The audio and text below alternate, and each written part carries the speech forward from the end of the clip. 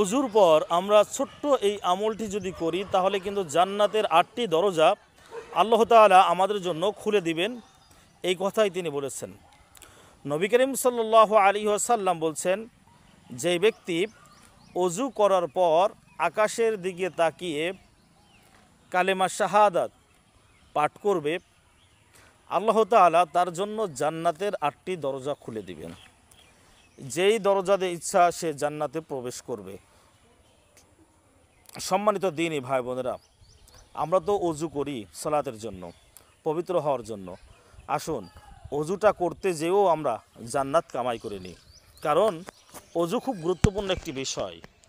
এই ওযু যদি না হয় তাহলে আপনার নামাজ হবে না। ওযু যদি আপনার না থাকে তাহলে আপনার এই ইবাদত কবুল হবে না। বিশেষ করে সালাতের ইবাদত আল্লাহ তাআলা কবুল করবেন না। তাহলে আপনি যখন সালাত আদায়ের উদ্দেশ্যে ওযু করবেন, ওযু করার সময় আমাদের আবার কিছু বিষয় লক্ষ্য করতে হবে। ওযু করার শুরুতে অবশ্যই আমরা বিসমিল্লাহ পড়ব। বিসমিল্লাহ যদি না পড়েন তাহলে কিন্তু আপনার ওযু পূর্ণাঙ্গ হবে না। এজন্য বিসমিল্লাহ পড়ে আপনাকে ওযু করতে হবে এবং প্রত্যেকটা অঙ্গকে সুন্দর করে ধৌত করতে হবে। কোনো একটা লোমের গোড়া যেন কাঁচা না থাকে বা শুকনো না থাকে। শুকনো থাকলে কিন্তু আপনার ওযু কোনোভাবেই হবে না। আবার ওযু কেন্দ্রিক আমাদের আরও একটি কথা সমাজে আছে, ওযুর সময় কথা বলা যায় না। এটা কতটুকু সত্য? এটা সম্পূর্ণ মিথ্যা এবং বানোয়াট একটি কথা। আপনার প্রয়োজনীয় আপনি কথা বলবেন, কোনো বেহুদা কথা বলার দরকার নেই। আপনার প্রয়োজনীয় কোনো কথা থাকলে আপনি ওযুর সময় বলতে পারবেন, এটা জায়েজ আছে। আবার অনেকেই বলি যে ওযুর সময় সালাম দেওয়া যায় না, এটা সম্পূর্ণ ভুল কথা। ওযু করার সময় আপনি সালাম দিতে পারবেন, আবার সালামের উত্তরও দিতে পারবেন, কোনো সমস্যা নেই।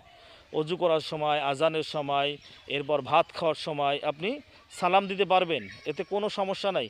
সালাম দেওয়া নিষেধাজ্ঞা নয়। এরপর হচ্ছে আমরা ওযুটা করব। ওযুটা করে সুন্দর করে আমরা ওযুখানা থেকে নেমে আমরা আকাশের দিকে এভাবে তাকাবো। তাকানোর পর আমরা পড়ব আশহাদু আল্লা ইলাহা ইল্লাল্লাহু ওয়া আশহাদু আন্না মুহাম্মাদান আবদুহু ওয়া রাসূলুহু। অর্থ, আমি সাক্ষ্য দিচ্ছি যে আল্লাহ ছাড়া কোনো মাবুদ নাই।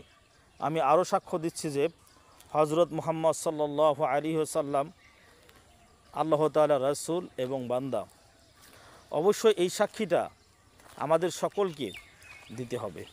যদি এই সাক্ষী বা কালেমা আমরা না পড়ি বা না জানি তাহলে কিন্তু মুসলমান আমরা হতে পারবো না। এজন্য আসুন আমরা সবাই ওযুর পর এই আমলটি বেশি বেশি করি।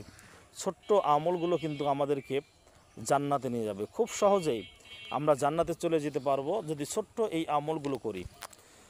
ছোট্ট আমল মনে করলেই হবে না, কারণ ছোট্ট ছোট্ট আমলগুলো আমাদেরকে জান্নাতে নিয়ে যাবে। আখলিস দীনাকা ইয়াকফিকাল আমালুল কলিল। তোমার ঈমানকে খাঁটি করো, অল্প আমলই নাজাতের জন্য যথেষ্ট হবে। রাসূল সাল্লাল্লাহু আলাইহি ওয়াসাল্লাম এটি বলছেন। এজন্য আমাদের ঈমান খাঁটি করতে হবে। যতটুকুই আমরা নেক আমল করি না কেন সেটাই আমাদের জন্য নাজাতের ওসিলা হয়ে যাবে ইনশাআল্লাহ।